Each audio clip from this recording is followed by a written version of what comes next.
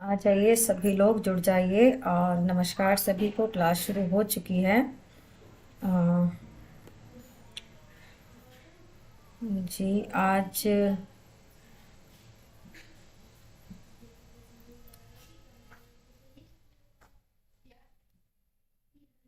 सभी का इंतज़ार है। जल्दी से जुड़ जाइए। और सबसे पहले आप लोग लाइक कर दीजिए वीडियो को, सब्सक्राइब कर लीजिए नए हैं तो। जी आज देखिए, बहुत ही बेहतरीन प्रश्नों का संकलन मैं लेकर आई हूँ आप लोगों के लिए।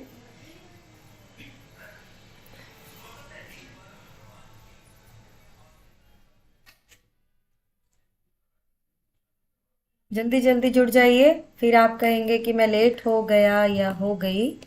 तो मैं जी और एक बात आपको बता दूं कि जब भी हम किसी पथ पर चलते हैं तो बहुत सारी कठिनाइयां हमारे सामने होती हैं। और इसके लिए हमें क्या करना है, धैर्य बनाकर चलना होगा। अपनी तैयारी को लक्ष्य तक पहुंचाने के लिए हमें निरंतर प्रयास करते रहना है। ये बहुत ज़रूरी है। कहीं भी रुकना नहीं है। आप कहीं से भी पढ़ें, लेकिन रुकना नहीं है। चलिए चलिए, तो देर ना करते हुए शुरू करते हैं क्लास को।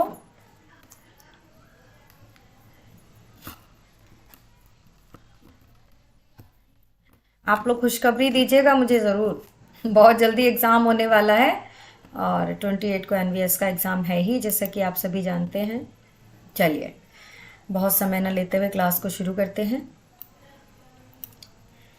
हिंदी साहित्य के आरंभिक कालखंड को हिंदी साहित्य के आरंभिक कालखंड को आदिकाल नाम देने वाले विद्वान कौन हैं? तो ये देखिए, हजारी प्रसाद द्विवेदी हैं जिन्होंने हिंदी के जो आरंभिक कालखंड है उसको आदिकाल नाम दिया है। आदि का अर्थ भी शुरुआत ही होता है। भोला शंकर व्यास ने हिंदी के आरंभिक रूप को क्या कहा है?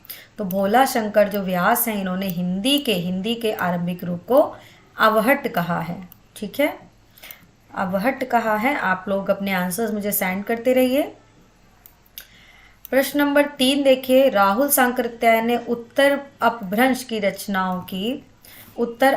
की जो इनकी रचनाएं हैं उनमें उनको हिंदी की रचनाएं माना है। इससे संबंधित ग्रंथ कौन सा है? यानी कि ऐसा कौन सा ग्रंथ है जिसके अंतर्गत राहुल सांकृत्यायन जी ने अपनी जो भाषा है हिंदी, उसको उत्तर अपभ्रंश कहा है? तो देख लेते हैं। आंसर होगा आपका जी, बिल्कुल। देखिए, यहाँ उत्तर अपभ्रंश की रचनाएं दे रखा है, लेकिन हमें यहाँ भ्रमित नहीं होना है। और आंसर होगा हिंदी के प्राचीन कवि और उनकी कविताएं। इसके अंतर्गत उन्होंने उत्तर अपभ्रंश की रचनाओं को हिंदी रचनाएं बोला। यानी जो अपभ्रंश भाषा थी वो हमारी यहाँ जब इस कोटि में आ गई थी, तब इसको उन्होंने हिंदी नाम दे दिया। अपभ्रंश से सीधा हिंदी नाम किसने दिया है? तो राहुल सांकृत्यायन ने। जबकि शुक्ल जी मानते हैं कि अपभ्रंश के बाद देश भाषा आई, उसके बाद हिंदी आई। लेकिन राम कुमार वर्मा और ये राहुल सांकृत्यायन, ये दोनों अपभ्रंश के बाद देश भाषा और उसके बाद हिंदी के पक्षपाती हैं। इसी के साथ आगे बढ़ते हैं अगले प्रश्न की ओर। प्रश्न नंबर 4 है, अपभ्रंश की रचनाओं को शुद्ध साहित्यिक कोटि में न मानते हुए भी अपने हिंदी साहित्य का इतिहास ग्रंथ में स्थान देने वाले इतिहासकार कौन है? तो अपभ्रंश की रचनाओं को शुद्ध साहित्यिक कोटि का मानते नहीं हैं, लेकिन कुछ उद्देश्यों की पूर्ति के लिए उन्होंने हिंदी साहित्य के इतिहास में उसको स्थान दिया है। तो वो है रामचंद्र शुक्ल। क्यों दिया है ये नाम?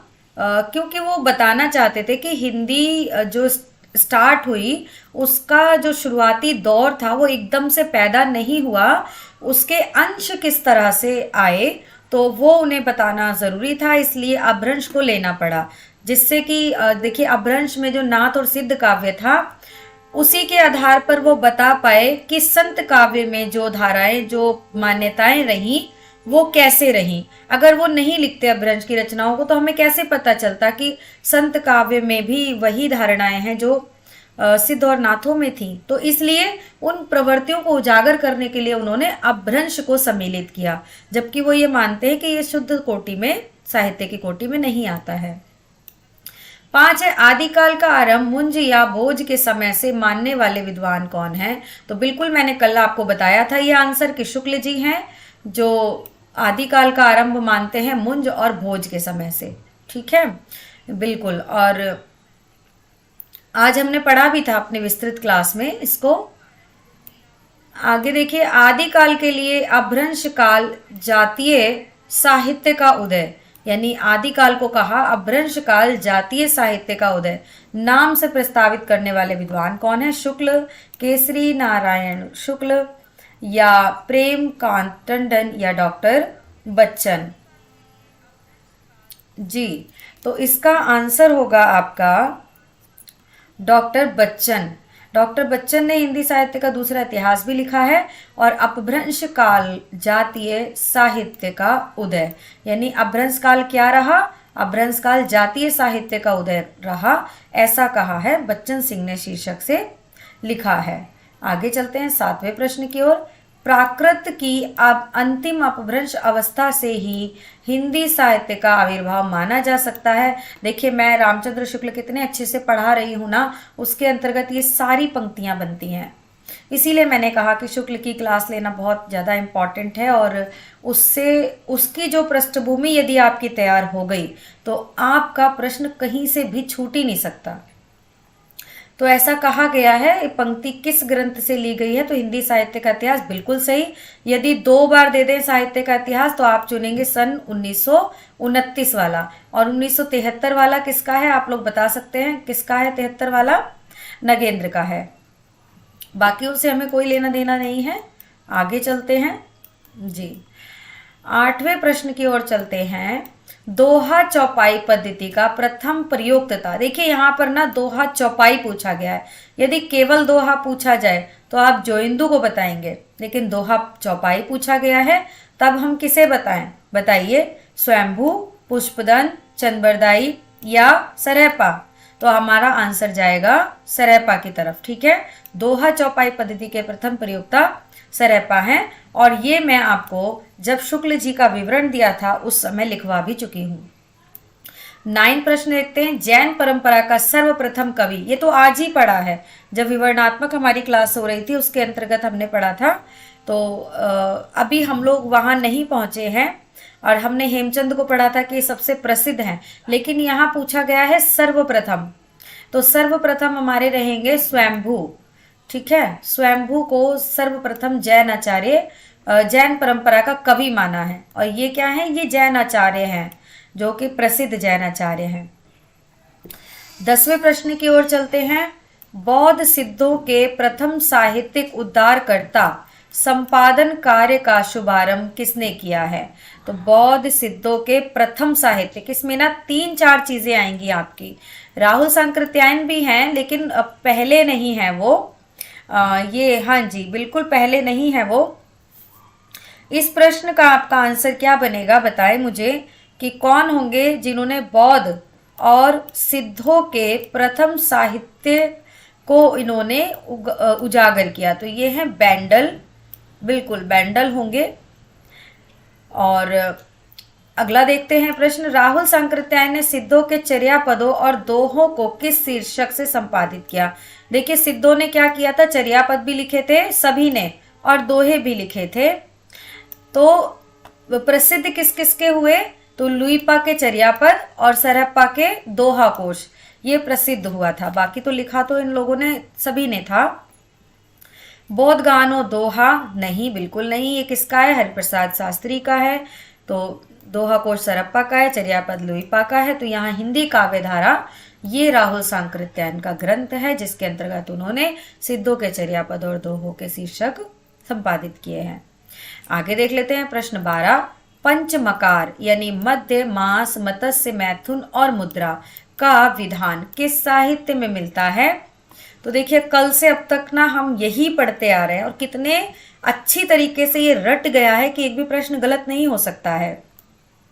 जैन साहित्य, नाथ साहित्य, संत साहित्य या सिद्ध साहित्य। तो पंचमकार हमें कहाँ प्राप्त होते हैं? जी, पंचमकार हमें कहाँ प्राप्त होते हैं? ये प्राप्त होते हैं हमें सिद्ध साहित्य के अंतर्गत। जी, कल से मैं इसी चीज को आपको बता रही हूँ। सिद्ध संत तो होगा ही नहीं, ये तो निर्गुण शाखा के अंतर्गत आएगा। इन दोनों में आपको कंफ्यूजन हो सकती है, लेकिन मैंने आपको कल बहुत अच्छे से समझाया था कि सिद्ध साहित्य के पंचमकार से ही परेशान होकर गोरखनाथ ने नाथ साहित्य का प्रवर्तन किया और अपने गुरु मच्छेंद्र नाथ को सिद्धों से निकाल कर ले गए और नए संप्रदाय की स्थापना की, जहां पर उन्होंने पंचमकार से का बहिष्कार कर दिया और नारी का बहिष्कार कर दिया। ठीक है, चलते हैं 13वें प्रश्न की ओर। सिद्धों के चर्या गीतों एवं दोहों का प्रकाशन, हाँ, सिद्धों के चर्या गीतों एवं दोहों का प्रकाशन बौद्ध गान ओ दोहा नाम से महामहिम शास्त्री जी ने किस वर्ष किया? देखिए आज ही हम लोग जब ये पढ़ रहे थे शुक्ल जी को, तब ही ये प्रश्न बना था और मैंने अपने नोट्स में आपको बनाकर दिया था। बिल्कुल 1917 इसका सही आंसर होगा। 1917। शेयर कर दीजिए एक बार वीडियो को जल्दी से। जब आप शेयर कर देंगे तो ज़्यादा जो है सब लोगों को पता रहेगा, तो वो जुड़ सकते हैं आसानी से। शेयर कर दीजिए।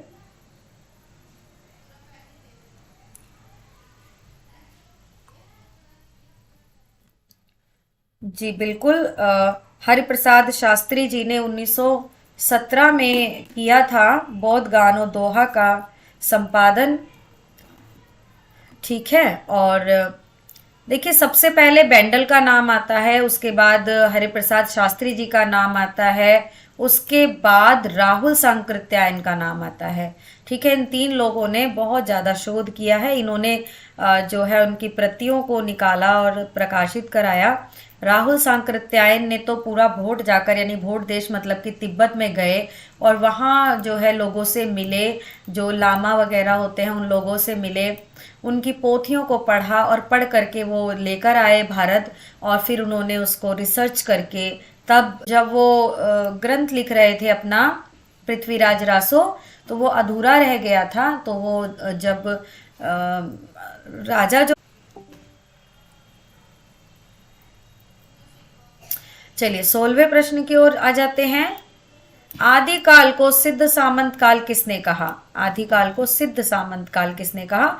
तो राहुल सांकृत्यायन ने। क्यों कहा? क्योंकि सिद्धों पर सबसे अधिक शोध भी इन्हीं का रहा और इनकी जो है बहुलता और इनके जो सिद्धांत रहे वो सब इन्होंने निकाल कर बाहर किए, इसलिए इन्होंने सिद्ध सामंत काल आदिकाल को कहा। आगे चलते हैं 17वें प्रश्न की ओर। संदेश रासक के रचयिता का क्या नाम है? तो अब्दुल रहमान है संदेश रासक के रचयिता। ठीक है, आगे चलते हैं 18वें प्रश्न की ओर। राउल बेल किसकी कृति है? तो राउल बेल बताइए किसकी कृति है? रोड़ा कवि की कृति है। 19वें प्रश्न की ओर चलते हैं। मिश्र बंधुओं के अनुसार ब्रिज भाषा का सर्वप्रथम हिंदी कविता में प्रयोग किसने किया था? यानी मिश्र बंधु क्या मानते हैं कि ब्रिज भाषा का सर्वप्रथम हिंदी कविता में प्रयोग किसने किया था? 19वां प्रश्न बताइए सभी, किसने किया था?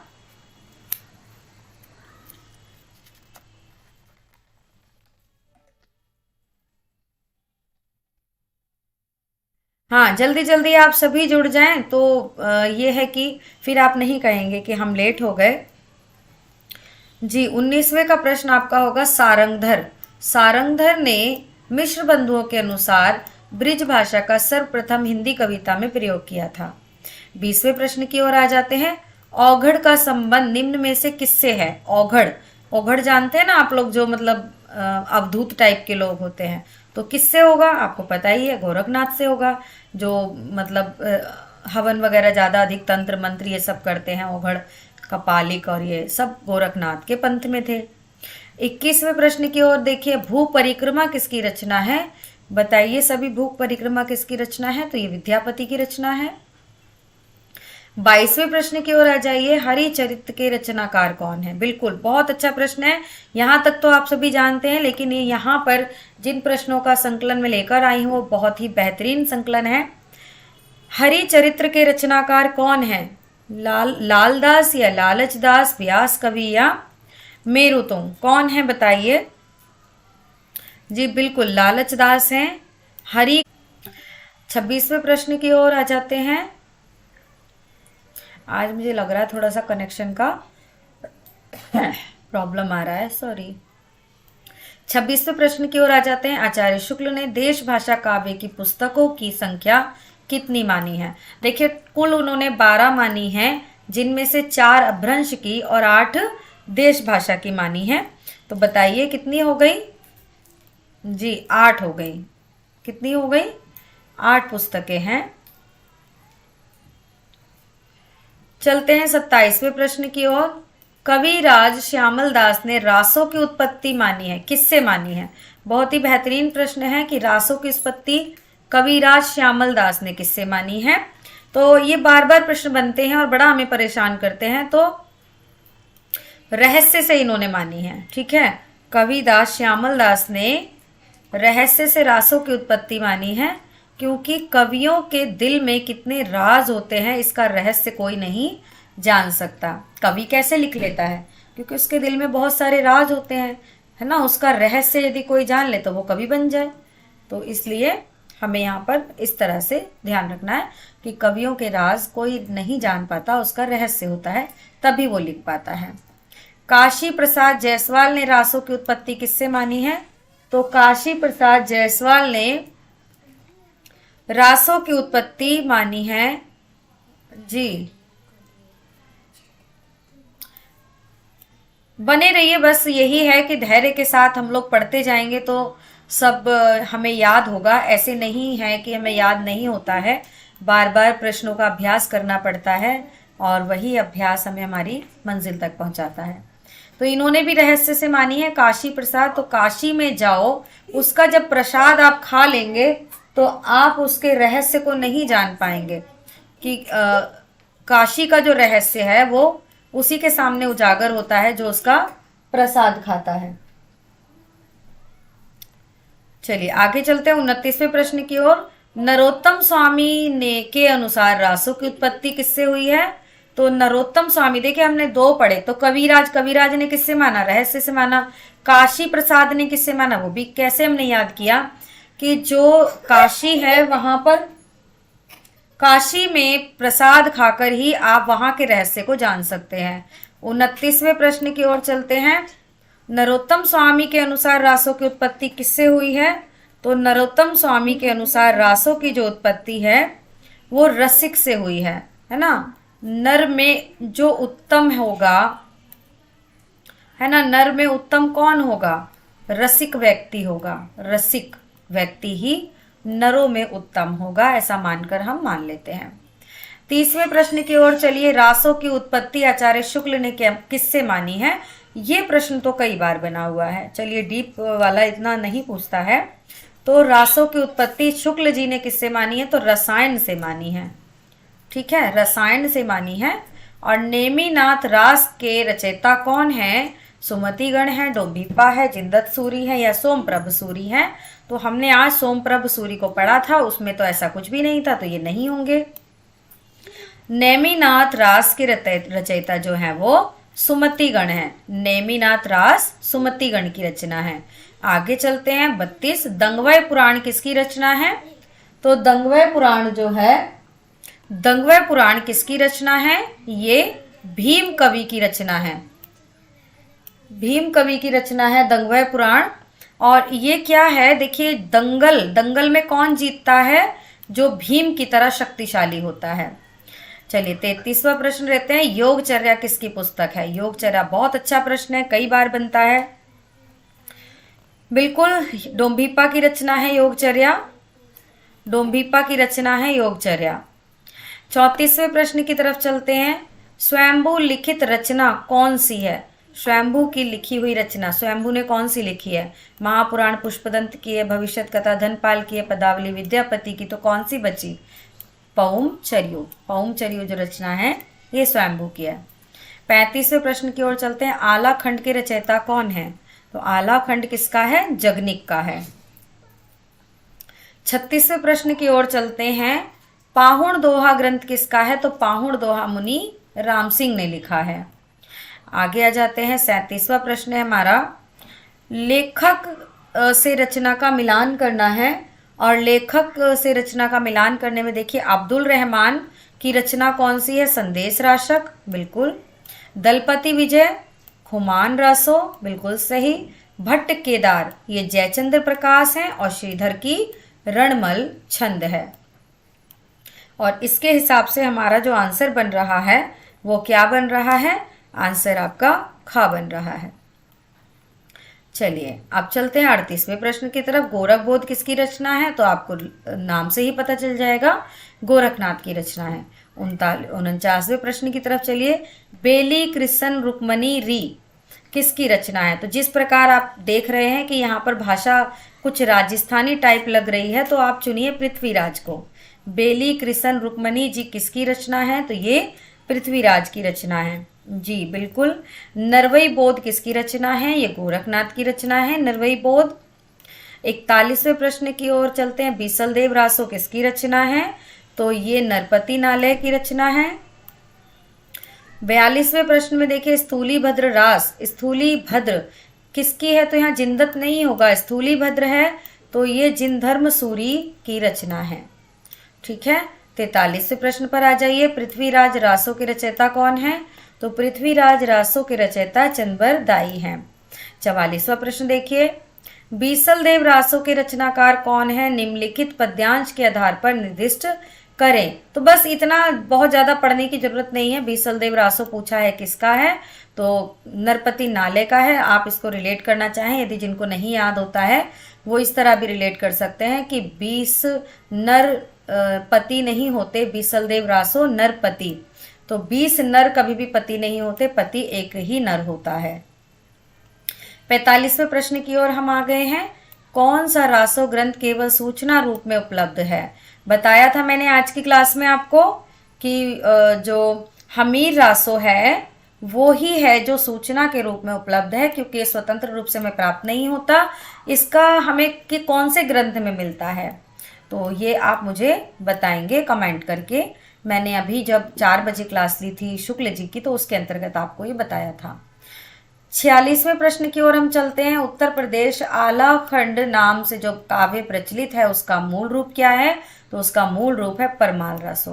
पहले ये परमाल रासो के नाम से प्रकाशित हुआ था, बाद में बदलते बदलते इसकी भाषा और ये आला खंड के नाम से प्रकाशित हुआ। 47वें प्रश्न की ओर हम चल पड़े हैं। चारण काल किस काल का दूसरा नाम है? तो आप सभी जानते हैं चारण काल आदि काल का दूसरा नाम है। 48वें प्रश्न की ओर चलते हैं। उपदेश रसायन रास किसकी रचना है? तो उपदेश रसायन रास जो है जिनदत्त सूरी की रचना है, बिल्कुल जिनदत्त सूरी की रचना है। और 49वें प्रश्न की ओर चलते हैं। हिंदी में लिखने वाला प्रथम मुसलमान लेखक या कवि कौन था? तो ये थे आपके अब्दुल रहमान जी, बिल्कुल। आगे चलते हैं। यहाँ पर आपको रचना दी गई है और ये दिए गए हैं राइटर्स, तो हमें चुनने हैं। कर्पूर मंजरी किसकी रचना है? तो कर्पूर मंजरी राजशेखर की रचना है। और 51वें प्रश्न की ओर चलते हैं। अक्षर द्विकोपदेश, अक्षर द्विकोपदेश किसकी रचना है? तो ये रचना जो है डोम्भीपा की है। अक्षर द्विकोपदेश ये डोम्भीपा की रचना है। 52वें प्रश्न को देखिए। खाली कबारी किसकी है? तो ये बिल्कुल खुसरो की रचना है। ढोला मारूरा दूहा किसकी रचना है? बताइए, कल्लोल कवि की रचना है जी। और दो सुखने किसकी रचना है? दो सुखने, तो ये अमीर खुसरो की रचना है, बिल्कुल अमीर खुसरो की रचना है। यहाँ आ जाते हैं। हमीर रासो सारंगधर का है, और सारंगधर पद्धति किसकी रचना है? ये भी सारंगधर की है। आदिकालीन जैन साहित्य किस भाषा में रचा गया था? तो आदिकालीन जैन साहित्य अपभ्रंश भाषा में रचा गया था। देखिए हमने जो क्लासेस आज कल और परसों अपभ्रंश की पढ़ी हैं, जिन्होंने भी प्रॉपर क्लासेस ली हैं उनके ये आंसर बिल्कुल भी गलत नहीं हो सकते, सारे आंसर बिल्कुल आप सही देंगे। अब बिल्कुल चले हमारे साथ बने रहिए, और कितना ही धैर्य जितना आप बनाएंगे उतनी ही आपकी तैयारी अच्छी होगी। तो आगे चलते हैं, 58वें प्रश्न को देख लेते हैं। और जैन साहित्य का सर्वाधिक लोकप्रिय काव्य शैली क्या थी?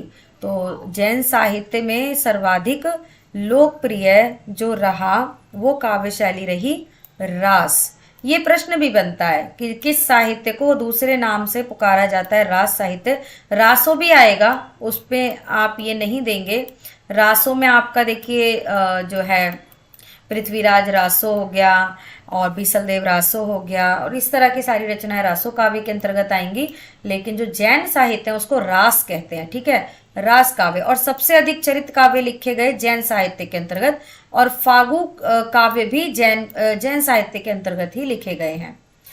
आगे चलिए 59वें प्रश्न की ओर चलते हैं। जैन साहित्य अंतर्गत रास काव्य शैली से तात्पर्य क्या है? बिल्कुल बहुत अच्छा प्रश्न आया है कि जैन साहित्य के अंतर्गत जो ये रास शब्द लिया गया है इसका अर्थ क्या है?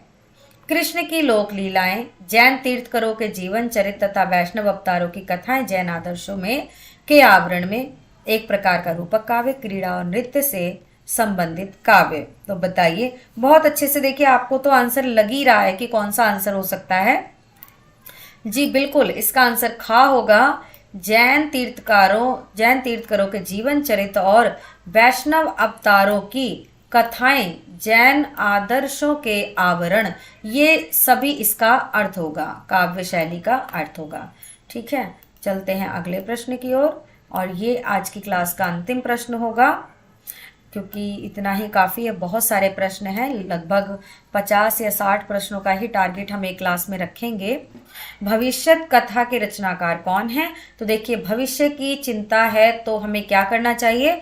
धन को योग करके, संयोग करके धन को इकट्ठा करके रखना है। तो भविष्यत कहा किसकी रचना है? धनपाल की रचना है। तो इसके साथ ही 60 प्रश्नों को हमने कंप्लीट किया आज की आदिकालीन क्लास में, और आगे चलते हैं हम। नेक्स्ट क्लास होगी हमारी 8 बजे, जिसके अंतर्गत हम पढ़ेंगे गद्य साहित्य में। कल हम गद्य साहित्य पढ़ रहे थे, 50 प्रश्नों को हम कवर कर चुके थे, आज उसे ख़त्म करके और फिर हम नाटक की ओर प्रस्थान करने वाले हैं। तो आइएगा, बनिएगा क्लास में, और नेक्स्ट क्लास में हम लोग पढ़ते हैं गद्य साहित्य। नमस्कार।